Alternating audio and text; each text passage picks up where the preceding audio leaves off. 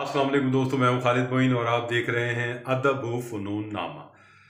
आज अदब व फ़नून नामे में हम जिक्र करने जा रहे हैं बज़ला संजी के हवाले से। जी हाँ, बज़ला संजी, फ़िक्रबाज़ी, लतीफ़ेबाज़ी और इस कबील में बहुत सारी ऐसी बातें जो हमारे बहुत सारे नामवर शुरा ने अपना रखी थीं। और बहुत सारे ऐसे शुरा हैं जिनके यहाँ अब भी आपको बज़ला संजी की बहुत सारी मिसालें मिलेंगी। आ, ये एक विट का इजहार भी है एक सतह पर, यानी आप के अंदर कितना एक मिजाह की विट है, हिस्स है। और आप ज़िंदगी के बहुत कर्बनाक आलमों में, मौसमों में भी कोई ऐसी बात कर सकते हैं जो सबको हंसने पर मजबूर कर दे। इस विट में जहानत का भी जो है बड़ा अमल दखल होता है। फ़िक्रा जो है या कोई जुमला चुस्त करना, उसमें जहानत का बड़ा अमल दखल होता है। बरजस्ता तौर पर आप कोई बात ऐसी कर दें तो बहुत सारे मुशायरों में ऐसी बातें हो जाती हैं, फ़िक्रे लग जाते हैं और महफ़िल एकदम अपना अंदाज़ तब्दील कर लेती है और मामला कुछ से कुछ हो जाता है। कहीं तकरीबात में, कहीं महफ़िलों में, कहीं निजी महफ़िलों में। और जो जो लोग बहुत ज़्यादा फ़िक्रा लगाने के, फ़िक्रा चुस्त करने के शौकीन हैं, वो तो ढूंढते हैं ऐसे लम्हात जिसमें वो फ़िक्रा चुस्त कर सकें। शेर व अदब में ज़ाहिर है कि शायर जो है वो एक सतह पर बहुत ज़हीन आदमी तो होता है और उसकी ज़हानत का इज़हार उसकी शायरी में भी होता है, उसकी गुफ्तगू में भी होता है और उसके जो हिस्से मिज़ाह है वो भी वो जो ज़राफ़त की मिज़ाह की हिस्स है वो भी फड़कती रहती है। तो ये बड़ी एक दिलचस्प सूरत हाल होती है और बहुत सारे लतीफ़े इसमें जन्म लेते हैं। मसलन जोश वली आबादी जो है वो बज़ाहिर संजीदा, बहुत बज़ाहिर सब कुछ थे, लेकिन ज़ाहिर है एक बार मुशायरे में वो एक खूबसूरत खातून को बहुत बढ़ चढ़ कर दाद दे रहे थे। तो किसी ने पूछा, जोश साहब ये क्या हो रहा है? तो जोश साहब ने जो है बरजस्ता तौर पर कहा, मियाँ मुनाफ़क़त हो रही है और मुनाफ़क़त खुलकर हो रही है। तो ये एक बड़ी दिलचस्प बात थी। इस तरह और बहुत सारे फ़िक्रे हैं।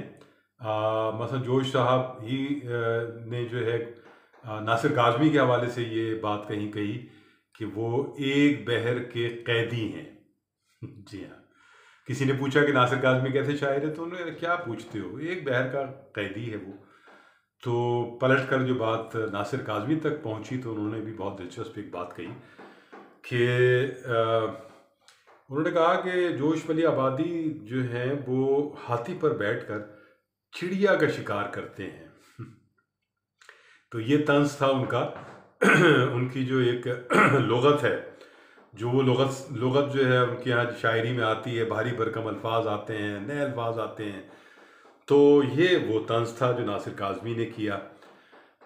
और इसी तरह जोश वाली आबादी का तो बहुत मशहूर है, वो अब्दुल हमीद आदम जो हैं बहुत अच्छे शायर थे और मैनूज भी बला के थे।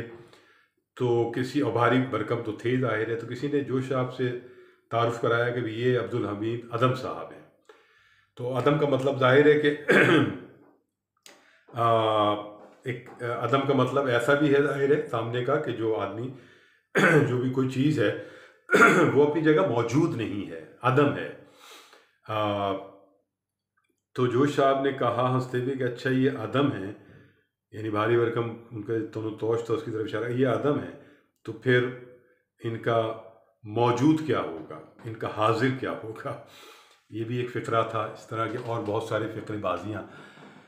जॉन एलिया बहुत ज़्यादा जो है उनके फ़िक्रे बहुत मशहूर हुए, लतीफ़े बहुत मशहूर हुए, बल्कि बाज़ लतीफ़े तो उनके इस हद तक मशहूर कर दिए गए और वो अपनी सतह से गिरे हुए भी लतीफ़े थे।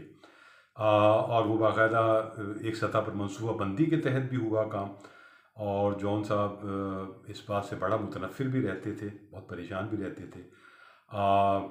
एक सतह पर वो ख़ुद भी चाहते थे कि लतीफ़े उनके जो हैं वो आगे फैलाए जाएं और उनकी जो एक विट है, हिस है मिसा के हवाले से या बरजस्ता जुमला चुस्त करने के हवाले से, वो भी लोगों में ज़रूर डिस्कस हो। ये बहुत अहम बात है। तो किस्से लोगों के मशहूर होते हैं, ज़ाहिर है, मजाज हों जो भी हों। मीरा जी के 3 गोले और उनकी ज़िंदगी और उनका जो एक पूरा एक हुलिये के अलावा ज़िंदगी का जो तर्ज था वो भी बहुत ज़्यादा दास्तान गोई की तरफ आया। और इसी तरह सारा शगुफ्ता हैं, वो भी दास्तान गोई के साथ जुड़ गई। तो ऐसे बहुत सारे शुरा जो दास्तान गोई के साथ जुड़ जाते हैं, उनमें अवामुन्नास बहुत ज़्यादा दिलचस्पी लेते हैं, मज़े लेते हैं उनके ज़िंदगी के तल्ख़ वाक़यात से, उनकी दिलचस्प वाक़यात से, उनकी बातों से, उनकी चीज़ों से, और वो एक अफ़सानवी किरदार बन जाता है। ये अफ़सानवी किरदार का बन जाना जो है, ये एक बहुत बड़ी बात होती है। हर शख्स जो है वो करैक्टर नहीं हो सकता, करैक्टर कुछ ही होते हैं। जैसे जॉन साहब थे, वो करैक्टर थे। उन्होंने एक करैक्टर को अपने ऊपर इतना ओढ़ा था कि अब वो उस करैक्टर के अंदर चले गए थे पूरी तौर पर, 100% से ज़्यादा। इसीलिए कभी कभी वो अपने असली आवाज़ में बोलते थे तो लोग हैरान हो जाते थे कि ये कौन आया, ये जॉन साहब के अंदर से कौन बोल रहा है। तो उबैदुल्लाह अलीम बहुत बला के फ़िक्रे चुस्त करने वाले, बला के तफरी लेने वाले, और उनके साथ ये भी होता था कि बहुत सारे जो लोग हैं वो भी उनके साथ होते थे, एक उनके फ़िक्रों पर, उनके जुमलों पर और उनकी तफरी के साथी और कह लगते थे। एक जुमला एक कह कहा, फिर दूसरा जुमला दूसरा कह कहा, और उसमें जिस फ़र्द पर वो फ़िक्रे चुस्त हो रहे होते थे वो ज़ाहिर घबरा जाता था। वो घबराए मानों में जाता था कि एक तो चुस्त जुमले लग रहे हैं ज़ाहिर है, और वो शख्सियत पर हों या उसके फ़न पर हों, और फिर वो कहूँ कि एक बारिश हो रही है मुस्तकिल, तो वो पज़ल हो जाता था। तो ये उनका ख़ास टेक्निक भी थी कि वो दोस्तों में भी शुरू हो जाते थे, वो दूसरे आम आदमियों पे भी शुरू हो जाते थे, जहाँ उनको ये महसूस हो कि ये काम होना है या उनकी तबीयत माइल हो गई इस तरफ। तो लेकिन बला के फ़िक्रेबाज़ थे और जहानत भरे फ़िक्रे उनके होते थे। इसी तरह जमाल सानी, वो भी बहुत बला के फ़िक्रेबाज़ थे और जुमला चुस्त करना जानते थे। साबिर ज़फ़र इन मानों में जो है वो ज़रा सा कम सुखन है और कम फ़िक्रे लगाते हैं, लेकिन उनके यहाँ भी बाज़ फ़िक्रे बड़े जानदार और बहुत कमाल के निकलते हैं। एक बार मुशायरे में एक हमारे हमअसर शायर थे और वो गज़ल सुना रहे थे और गज़ल कुछ चल नहीं रही थी।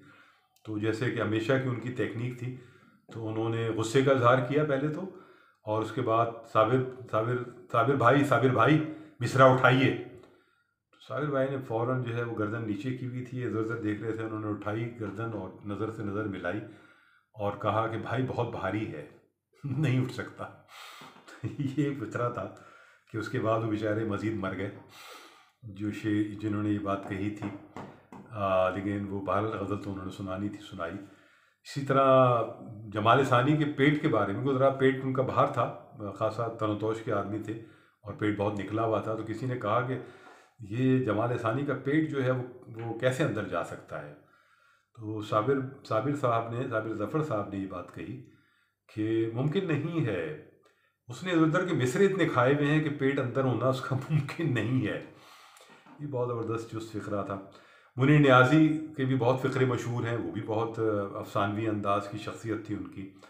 एक तो ये था उनका कि एक बार वो कराची के मुशायरे में आए तो उन्होंने बताया, ये कुछ लोग एक नौजवान जो है उनके कदमों में बैठ गया लिपट कर, और उनको जो है उसकी बड़ी मोहब्बत का इज़हार करता रहा। और इस दरमियान जो है बहुत सारे लोग ऐसे आ रहे थे जो उनको किताबें दे रहे थे मुनीर नियाज़ी को। मुनीर नियाज़ी वहीं साइड पे अपने रख रहे थे और वो उनके घुटने दबा रहा था वो नौजवान, और फिर कहने लगे कि मैं तो एक थोड़ा सा मदोशी की कैफियत में चला गया, और जब मैं थोड़ा सा होश में आया तो मैंने देखा कि ना तो वो नौजवान था, ना तो वो सब किताबें थी। तो ये भी एक ज़बरदस्त बात है। और इस तरह ज़ाहिर है जितने भी लोग हैं, जैसे जाजिब साहब पे फ़िक्रा चुस्त किया जमाल सानी ने, और उन्होंने जवाब भी बहुत ज़बरदस्त दिया। तो वो उनके गज़लों में, शेरों में कहीं परिंदा और कुछ तरह की चीज़ें आती थीं। तो एक बार 6-7 शेर हो गए तो वो कोई ऐसी चीज़ आई नहीं, तो जमाल सानी ने फ़िक्रा चुस्त किया कि जादे भाई परिंदा नहीं आया अब तक, या कबूतर नहीं आया। तो उन्होंने बहुत ही इत्मीनान से जवाब दिया कि जमाल सानी ज़रा सा इत्मीनान रखो, कबूतर भी आएगा, परिंदा भी आएगा, सब आ जाएंगे, आप थोड़ा सा तवक्कुफ़ करें। और वो जाहिर है कि बहुत बरजस्ता जवाब था। गालिब हमारे यहाँ ऐसी शख्सियत हैं जिनके लतीफ़े बहुत मशहूर हैं, और उनके यहाँ ज़राफ़त बहुत ज़बरदस्त है, उनकी शायरी में भी है, उनके खतूत में भी है, उनकी ज़िंदगी में भी है। हालांकि बड़े दुखी आदमी रहे, बहुत स्ट्रगल वाले आदमी रहे, लेकिन मीर साहब के बरखिलाफ़, मीर साहब के यहाँ तो तुनुक मिजाजी आ गई थी, और एक सतह पर गुस्सा आ गया था, लेकिन गालिब ने जो है अपनी हंसी भी उड़ाई, अपने अपने दुखों की हंसी भी उड़ाई, और लतीफ़े और चीज़ें। और अल्ताफ़ हुसैन हाली ने जो यादगार गालिब लिखी है, उसमें उनके सारे लतीफ़े लिखे हुए हैं, और वही लतीफ़े जो हमें आपको सबको याद हैं कि गधा आम नहीं खाता, या एक रोज़ा नहीं रखा, या पीरो मुर्शिद। तो बहादुर शाह ज़फ़र को जवाब दिया था उन्होंने, कितने रोज़े रखे? तो उन्होंने कहा पीरो मुर्शिद एक नहीं रखा। इसके दो माने से ज़ाहिर है कि एक भी नहीं रखा, या सिर्फ एक रखा, या सिर्फ एक ही नहीं रखा। तो दूसरा जो बात थी कि एक भी नहीं रखा, ये ज़्यादा करीनस क़यास था, और था भी ऐसा ही। तो बदला संजी जो है, उस पर मज़ीद भी बात करेंगे। फ़िलहाल तो ये वक्त बहुत हो गया। तो अपना और अपने बाप का ख्याल रखिए। खालिद में उनको इजाज़त दीजिए। अदब व फ़नून जिंदाबाद, पाकिस्तान पाइंदाबाद। खुदा हाफिज़ नासिर।